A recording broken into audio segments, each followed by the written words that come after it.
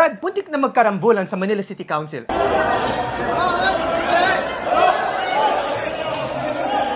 Ang pinag-aawayan daw nila tungkol sa 2025 budget. Ba't kaya nila pinag-aawayan ang budget for next year, Dad? Okay, bago ko sagutin yan, ang tanong ko sa iyo, kung ikaw yung Vice Mayor, paano mo may iwasan yung ganyang pagtatalo ng minorya at mayorya sa City Council para sa ganun din naman maging nakakahiya ang ating lungsod? Actually, Dad, yun nga. Nung nakita ko yung video na nag-aaway sila tapos parang gusto nila magsuntukan dun sa City Council, ang isip ko, sobrang unprofessional naman ang Manila City Council ngayon kung ganyan sila makipag-usap, kung ganyan sila makipagtungo sa bawat isang councilor, especially since elected officials pa naman sila. Tungkol pa naman sa mga budget or everything na ganyan, dapat pagbawalan ng mga suntukan o rambulan sa Manila City Council. Pero kung ako ang Vice Mayor, bilang head ng konseho, dapat ikaw ang parang judge na ikaw, you have to be fair sa both parties, whether sa majority or minority na part ng council. So, kung ako man yung maging Vice Mayor o kung ako yung naging Vice Mayor dun sa sitwasyon na yun, dapat bago pa lang napunta dun sa room para magbotohan, dapat kinausap na both ang majority at minority at alamin kung ano ang mga concerns ng bawat majority at minority tungkol sa upcoming na budget o kung ano man sa ordinansa o batas na ipapasa para malaman kung ano mga problema nila, anong mga hinanain nila, anong pwedeng ayusin or anong pwedeng i-explain. Baka hindi lang nila naintindihan kung ba i-approve ito or ba't gusto ng lungsod ito. So, kailangan lang ma-explain yan properly. So, kung hindi yan na-explain properly, for sure, may magagalit kasi mas nagagalit lang ang tao kung feeling nila hindi sila pinapakinggan, kung hindi sila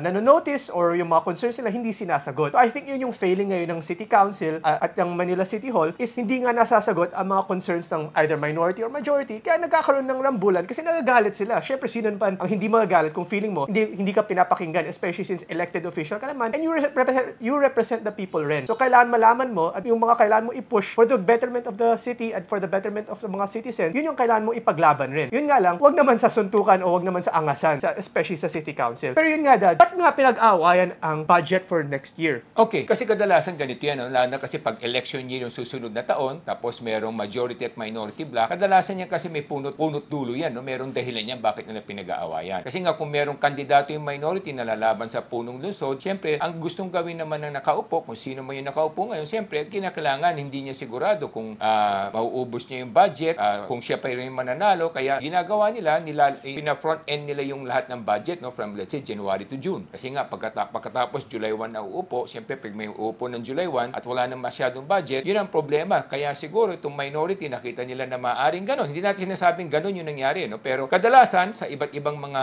lungsod, even in national government, pagka mayroong presidential election, yung Congress normally naka-front end sometimes, no? Sometimes yung kanilang budget dahil nga hindi nila alam kung sino yung uupo na susunod, kung hindi sila o hindi nila kakampi, at least na ilatag na nila, na ipamahagi na nila yung budget nila sa mga proyektong gusto nilang gawin at sa mga lungsod o lugar na gusto nilang paggastusan ng kanilang budget. So yun ang isang dahilan, no? Yung appropriation, kung kailan gagastusin at kung saan ilalagay yung budget. Kasi kaya kung yung minorya, kaya siguro nagrereklamo, baka may nakita sila na parang masyadong na front-end yung budget, that's normally the issue, or talaga lang ayaw nilang ipasa dahil nga meron silang ibang kandidatong sinusulong at parang sila'y kumakampi dun sa kanilang kandidato, kaya ang nangyayari, nasasakripisyo tuloy ngayon yung mga mamamayan, no? Kasi pag yung budget na delay at hindi na aprubahan o hindi na ayos o naiwasto, ang problema niyan, ang magiging biktima diyan yung mga mamayan. So, yun ang una. Pinagtatalunan yan dahil nga election year next year. At number two, meron silang mga kanya-kanyang kandidato, ang minorya at saka mayorya, na magkatunggali. So, kung magkatunggali yan, siyempre ayaw nilang mapaboran yung appropriation ng budget for next year yung sa nakaupo or doon naman sa kalaban. So, ganun din yun, no? So, dalawang issue yan na pinag-uusapan yan. Kaya nga yan, may punot dulo yan, ano? Kasi nga meron silang mga kanya-kanyang kandidato bilang mamumuno ng lungsod. Kaya sila nagkakaroon ng ganyang issue. Pangatlo,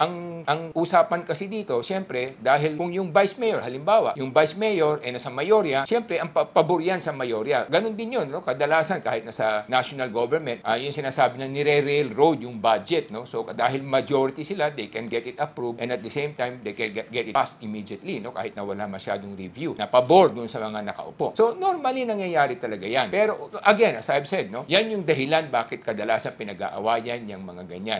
Kaya lang, ito yung nakakahiya. Pagka-elected official ka, kaya nga pag-councilor ka, tawag siya honorable, di ba? Kaya nga pag honorable, sabihin, meron kang pinangangalagaan, integridad, bilang isang isang public official na dapat isa kang maging halimbawa, hindi lamang sa pamilya mo, pasalipunan, at sa mga nanonood sa atin, pati mga foreigner, mga dayuhan. No? Although in fairness, hindi lang naman sa Pilipinas ang nangyayari ito. No? Nakikita natin, even sa Taiwan, may nagsuntukan pa mga parliamentarian, mga congressman, meron din sa ibang bansa, sa Europa, malapit yata sa Soviet Union, may din mga bansang gano'n na hindi sila magkasundo, nagsusuntukan, naghahampasan. No? Pero again, if it gets down to that situation, parang nawala na yung dignidad, integridad ng being a public official. And lastly, siyempre, kinakaroon huwag natin kalimutan, hindi naman ito tungkol sa atin. Ito'y tungkol sa kung ano yung pakikinabangan ng bayan at ng mga mamayan. So, we should always set aside our self-interest for the cause of common good. True for majority and truth for the minority. Pag sanang pinagtatalunan natin kung kanino mapupunta yung budget at saan mapupunta, ang pag-usapan natin, ano ba talaga yung kailangan ng bayan, ano yung kailangan ng mga mamayan. At yun dapat ang ma-address. Hindi importante kung sino yung kakampi mo, kesyo kalaban o hindi. Kasi yan naman lahat pansamantala lang. Don't forget, any position, any power is temporary. But what you do for the sake of others is something that will be with you for the rest of your life. Kahit na sabihin mong naitago mo yan, in your conscience, you would know what you have done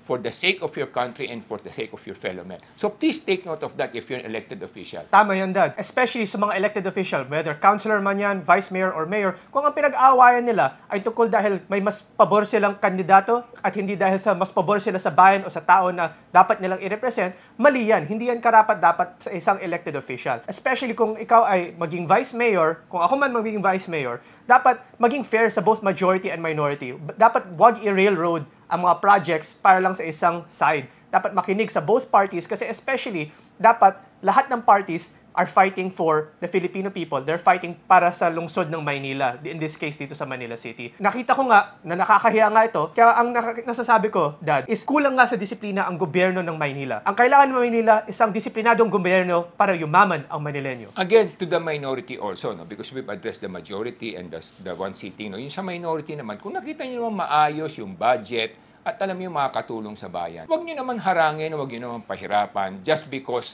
gusto niyo silang mahirapan para sa ganun manalo yung kandidato ninyo. That's a very selfish act. So sa akin, let's always work for the common good. Yun ang importante ron, the common good. So what Manila needs is disciplined leadership, not patronage showmanship. Yan po ang kinakailangan natin sa lungsod ng Maynila. Ako po ay si Solomon Sai, ang inyong kuya ng bayan. Ako naman po si Michael Sai, inyong dad ng bayan.